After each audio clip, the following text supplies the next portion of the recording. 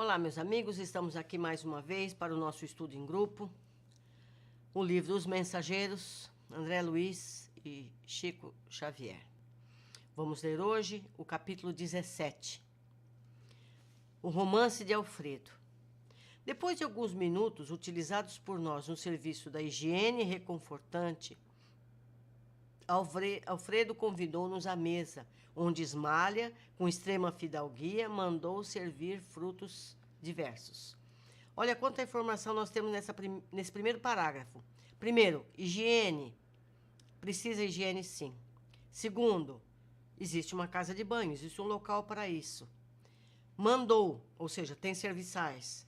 Terceiro, frutos silvestres, ou seja, se come, tem frutos, existe higiene e tem quem ajude no trabalho. São coisas que a gente acha superficial, e lá tem lá como que. Os senhores do castelo não podiam ser mais gentis. Servidores iam e vinham com grande júbilo e lhes transparecer no rosto. A palestra de Alfredo e as observações de Ismália estavam cheias de notas interessantes e educativas. E qual a sua impressão dos serviços em geral? Perguntou Aniceto atencioso, dirigindo-se ao dono da casa. Excelente, quanto às oportunidades de realização que nos oferecem, respondeu Alfredo em tom significativo. Entretanto, não tenho o mesmo parecer quanto à situação em curso. As zonas a que servimos estão repletas de novidades dolorosas. O presente período humano é de conflitos devastadores e as vibrações contraditórias que nos atingem são de modo a enfraquecer qualquer ânimo menos decidido.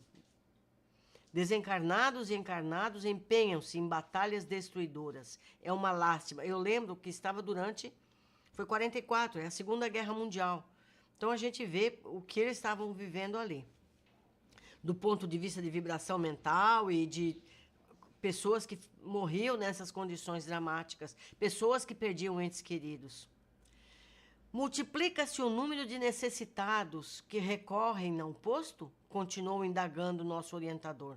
Enormemente. Nossa produção de alimentos e remédios tem sido integralmente absorvida pelos famintos e doentes. Vocês prestaram atenção? Produção de alimentos e remédios.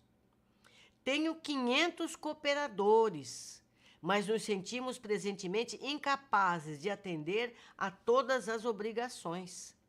Esse capítulo está muito cheio de informação. As massas de sofredores são incontáveis. Noutro tempo, nossa paisagem se mantinha sem sombras durante muitas semanas, mas... Nesse instante, Ismália pediu licença para dirigir-se ao interior, e como Alfredo fixasse os olhos nos meus, aventurei-me a considerar. Ainda bem que tendes uma abnegada companheira ao vosso lado. Ele e Aniceto sorriram, quase a um só tempo, falando-nos o administrador. Ah, meus amigos, por enquanto não tenho essa felicidade em caráter definitivo. Minha esposa e eu temos o divino compromisso de união eterna. União eterna, vocês estão ouvindo, né? Mas ainda não lhe mereço a presença contínua. Ela é a bondade celeste e eu a realidade humana. Vocês viram quanta coisa tem para a gente meditar aqui? Primeiro, união eterna. Então, existem almas que evoluem juntas. Segundo, ela é mais evoluída que ele. Apesar disso, é uma união eterna. Ela é mais evoluída, está num espaço mais alto, e ele ainda num plano inferior, a trabalho, certamente, buscando uma ascensão espiritual.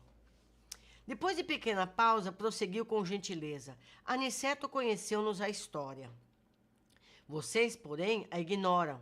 Sentir-me-ei, portanto, contente em relatar algumas lembranças, com benefício duplo. Aliviarei o coração mais uma vez, contando as minhas faltas. E vocês dois, que talvez tenham em breve novos serviços na terra, aproveitarão, por certo, alguma coisa das minhas experiências. Ismália e eu guardávamos um escrínio de felicidade no mundo. No entanto, os salteadores perversos espreitavam-nos a aventura. Minha responsabilidade era enorme no campo dos negócios materiais, e longe de compreender as obrigações sublimes de esposo e pai, não procurava entender os deveres justos para com o lar e os 2 filhinhos que Deus me enviara ao círculo doméstico. Ismália, porém, que era a providência de nossa casa, que cuidava de tudo, esqueci-me, contudo, de que a virtude, a qualquer tempo, será atormentada pelo vício, e a minha nobre companheira foi vítima da maldade de um amigo desleal, com quem tinha eu inúmeros interesses em comum no campo monetário. Minha esposa sofreu, em silêncio, a perseguição dele por alguns anos consecutivos. E quando o meu desventurado sócio verificou a inutilidade da atitude criminosa, porque a esposa não cedeu, em franco desespero, buscou envenenar-me o espírito desprevenido. Começou por advertir-me quanto ao procedimento dela. Atordoou-me, envolvendo-a em acusações descabidas. Subornou criados domésticos e colocou espiões que a seguissem. Minha querida Ismália, nas tarefas de esposa e mãe. Esse homem exercia profunda influência sobre mim, e atendendo aos laços que nos uniam, minha companheira jamais se sentiu com bastante coragem para denunciá-lo. Enquanto dava ouvidos à calúnia, fora do meu círculo doméstico, tornara-me intolerável dentro de casa. Não sabia contemplar minha esposa com a despreocupação e a confiança absoluta de outra época. Via o mal nos seus mínimos gestos e queria descobrir segundas intenções nas suas frases mais inocentes. Cheguei a acusá-la veladamente.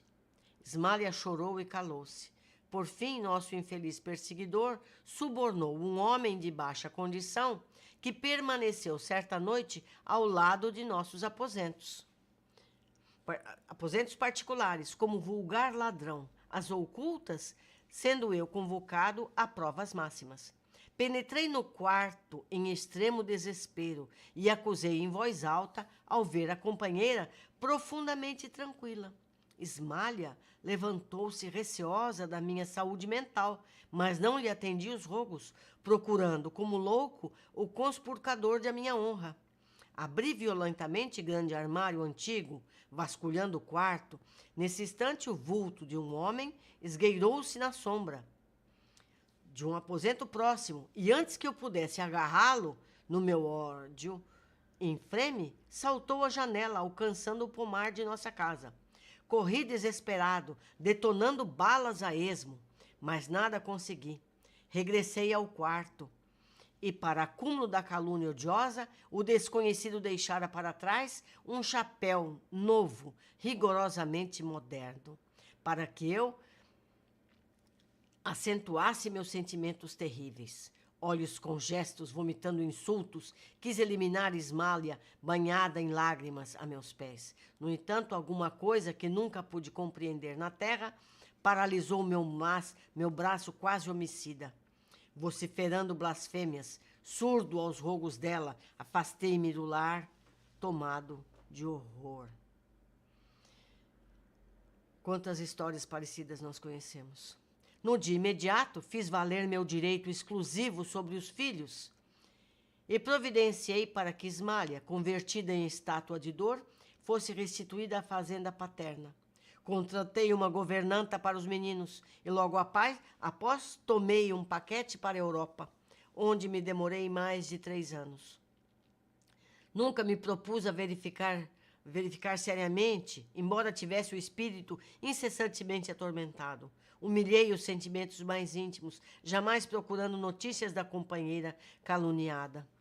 Certo dia recebi uma carta lacônica na costa francesa. Um parente dava-me informação que a esposa, depois de 2 anos angustiosos entre a saudade e o abandono, Ismália fora acolhida pela tuberculose, falecendo em terrível martirológio moral. Deliberei então a volta. Fixei-me novamente no Rio Eduquei os filhinhos e conservei a dolorosa viuvez no desencanto do coração. Os anos rolaram, uns sobre os outros, quando fui chamado à cabeceira do sócio agonizante, aquele que fez tudo isso. O infeliz, em face da morte, confessou o crime odioso, pedindo um perdão que, infelizmente, não pude conceder. Transformei-me desde então num louco irremediável. Cansado, envelhecido, procurei a propriedade rural dos sogros, tentando reparar de alguma sorte a injustiça, mas a morte não me deu ensejo e voltei para a esfera dos desencarnados em tristes condições espirituais. Gente, que coisa! Nesse instante, fez uma pausa para continuar comovido. Não preciso dizer que recebi de Ismália todo o amparo que necessitava. Todavia, infelizmente para mim, estávamos separados. Não merecia a bênção da união sublime. Ismália segue-me de perto, mas tem residência num plano superior, onde devo esforçar-me por alcançar. Desde muito, dediquei-me aos serviços do nosso posto de socorro. Consagrei-me aos ignorantes, sofredores. A minha Santa Ismália vem até aqui mensalmente, incentivar-me ao bom ânimo, amparar-me nas lutas. Mas não poderia ela transferir-se definitivamente para aqui? Indagou Vicente, tão impressionado quanto eu, com o romance comovedor. Alfredo sorriu e falou: sei que Ismália tem trabalhado para isso, mas seu ideal de união eterna é idêntico ao meu, atendendo às circunstâncias de estar o superior sempre em posição de dar ao inferior. Mas não ignore que foi advertida por nossos maiores sobre as minhas atuais necessidades de esforço e solidão. Desculpe. Preciso conhecer o preço da felicidade para não menosprezar de novo as bênçãos dos céus. Minha esposa deseja descer para encontrar-se definitivamente comigo. Entretanto, é necessário que eu aprenda a subir. E por esse motivo, ainda não recebemos a devida permissão para o definitivo consórcio espiritual. Vocês viram? Então, é o inferior que tem que chegar ao superior. Certo? Então, a gente tem que se esforçar para subir. Por mais que o alto nos ame, ele não pode descer. Somos nós que temos que subir. Observando-nos a emoção, concluiu: estou resgatando crimes de precipitação. Pela impulsividade delituosa, perdi minha paz, meu lar, a minha devotada companheira. Conforme ouviram, não matei, nem roubei a ninguém, mas envenenei-me a mim próprio. A calúnia é um monstro invisível que ataca o homem através dos ouvidos invigilantes e dos olhos desprevenidos. E a confiança, né? Se você ama alguém, você tem que confiar nesse alguém. Não é verdade? Porque senão não tem sentido. Então, são coisas que a gente tem que aprender também com o erro alheio. Por que o Alfredo contou essa história? Para que nós todos, sabedores dela, não nos deixemos cair em erro semelhante. Então, quando alguém vem contar algum absurdo para a gente tem que confiar na pessoa vítima da calúnia e perguntar a ela. E a resposta que ela der, a gente pode ver se é verdade, mas não pode acreditar cegamente. Vamos ver os outras observações de hoje. Mais uma vez, vemos referências à higiene. Concluímos que se banham. Então, nesse caso, eles se sujam. No plano espiritual, temos as rotinas semelhantes, naturalmente, adaptadas à nova frequência que se vive lá. A água deve ser a mesma, deve ser mais adaptada a eles e tudo mais. Ismália mandou servir frutos. Os serviçais atendiam alegremente.